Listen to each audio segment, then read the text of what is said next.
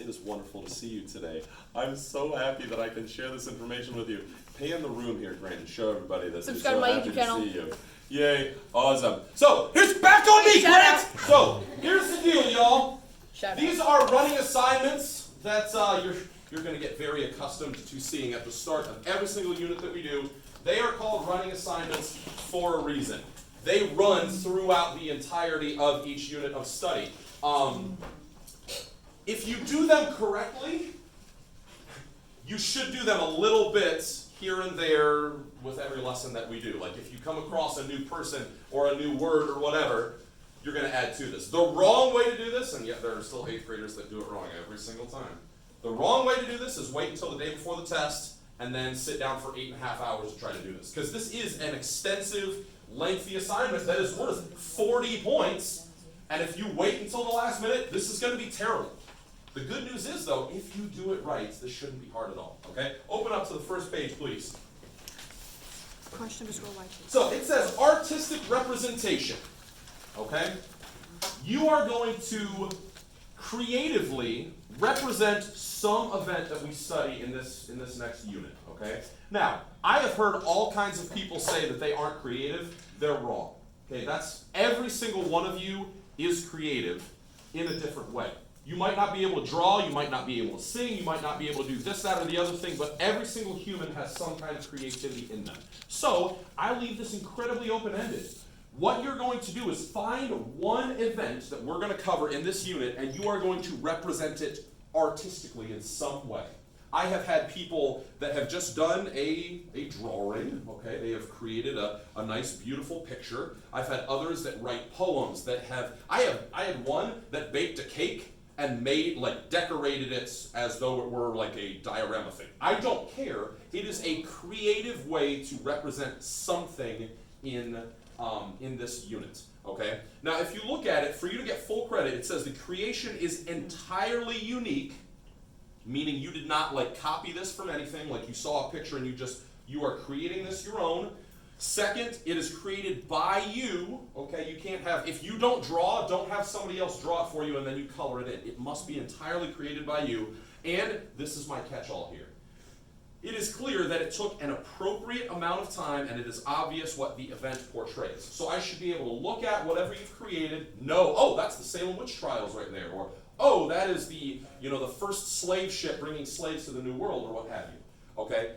And that's about it. If you slop this together in 5 minutes, you're not getting full credit, okay? It says right there, the expected time should be 30 to 45 minutes, okay, regardless of what you do.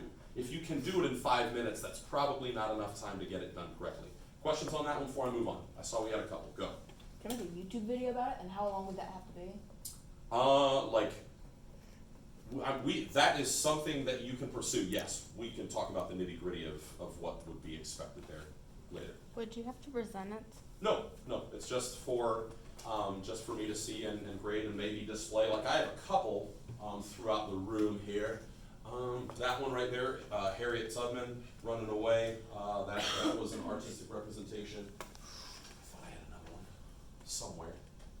Shoot, I'm sorry. I don't know. All right, go to the next one. Create your own vocabulary. Here's what good readers do, y'all. When they are reading whatever it is, if it is a novel, if it is a piece of nonfiction, whatever, when they come across a new word that they don't know, they don't just accept it and say, well, crap, I don't know what that means, and keep going. A good reader doesn't stay there. They want to find out what that word means. That's what you're going to do here. In all of the readings that we do, whether it's a textbook, whether it is a primary source, an article, or whatever, if you come across a word that you don't know, write it down. Okay? Now, that doesn't necessarily mean that you have to define it right away. Like, maybe that's something you can say for later, but you should be, as you're reading in here and coming across new things, write down the words that you don't know. Okay? And that's essentially what you've got right here. Now, the reason why I've given you this,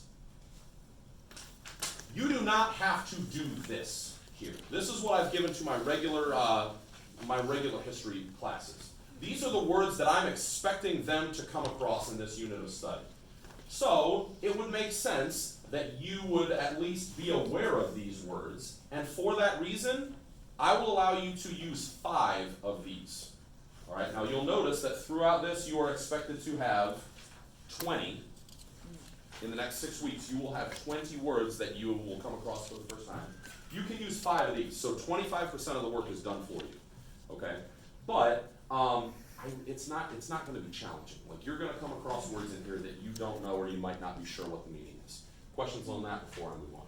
Yes, ma'am. What if by some chance you don't come across any words that you're not sure of the meaning? I can look to direct you in the right direction, but I have in the past not really come across that. Because this is, like, because you'll notice that this is combined, like, 2 units. This is Age of Exploration and Colonial America. This is like 6 weeks of stuff. So I'm hoping that in 6 weeks we'll come across 20 words in the middle. Okay? Any other questions on that? Go to very important people. The next one. This is the same thing. These are 10 people that are important to our unit of study here. 10 people that you look at and say, hey, this is somebody that I should probably remember. Anything like that. Now, one place where a lot of 8th graders go wrong with this is if they're not really all that unique. Like, if when you're writing your annotation to the right, you see that there's a line there, then a dash, and then another line, you're also including an annotation about them. Like, why are they important? If you are writing down the same thing for multiple people, that's not good. That doesn't make them unique. That doesn't make them tremendously important. Like, if all you did is write down, yeah, he was a president, that's not really enough. That's not what makes him important. You want to know what makes this person unique and important right there. Okay, so you have 15 very important people. Questions there? Okay, go to the last one, the mapping activity. Similarly, you're coming across places. According to Wikipedia, Last Exit was a free jazz supergroup composed of electric guitarist Sonny Shade. Hey, Google. On a vacation. Stop. I don't know. It's growing sentience.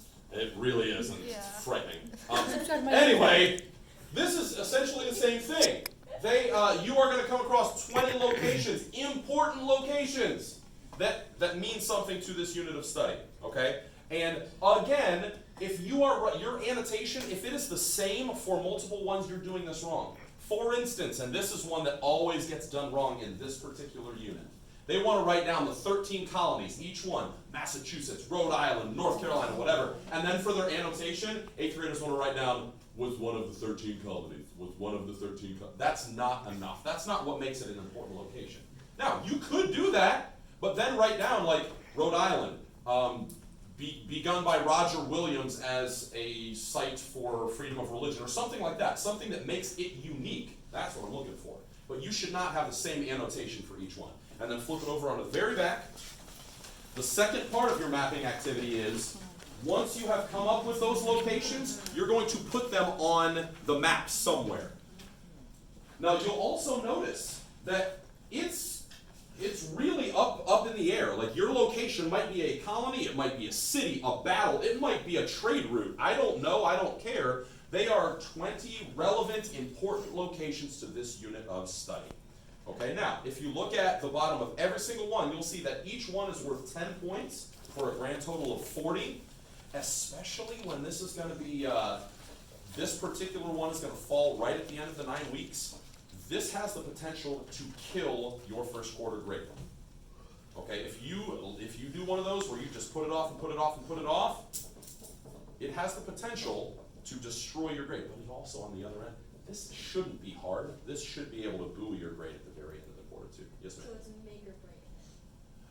In this quarter, just depending on, like, the fact that it ends, it falls right at the end of the quarter is bad for some students, but it really shouldn't be, is what I'm trying to say. Okay? Any other questions? Grant, hit stop. We're